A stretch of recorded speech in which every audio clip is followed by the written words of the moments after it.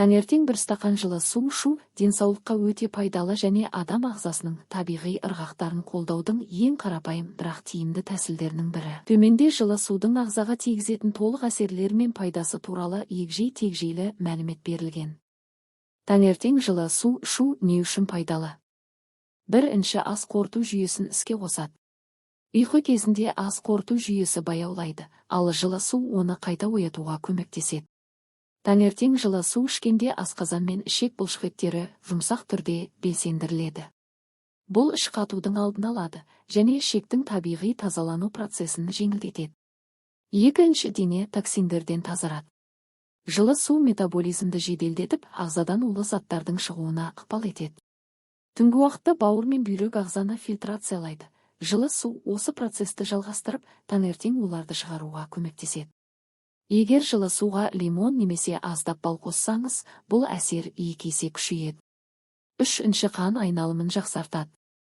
Жылы су тамырларды кеңейтіп, қан айналымын жақсартады.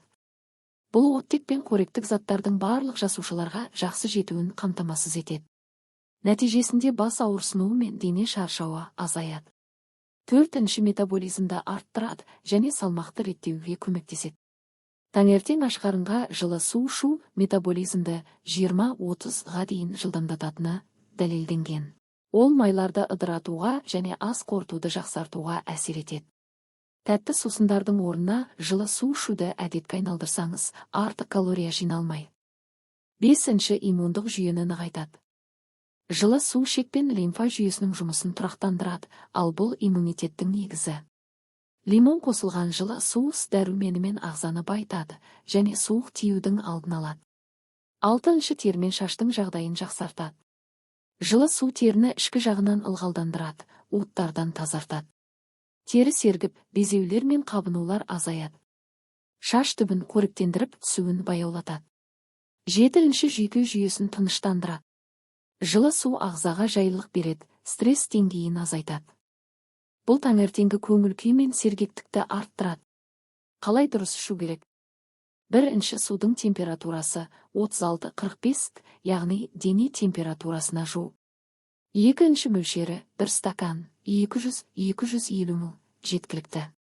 Үшінші, уақыты ұйқыдан тұрған соң, түс жуғаннан кейін, таңғы асқа дейін 15. Төртінші, қосымша. Лимонның шырынын қосуға болады, бұл бауырды тазартады. 1 шай қасық табиғи бал энергия береді. Назар аударыңыз. Егер асқазанда гастрит немесе қышқылдығы жоғары аурулар болса, тым ыстық су ішпеңіз. Асқынған ішкі ағза ауруларында дәрігермен кеңескен жөн. Қорытындылай келе.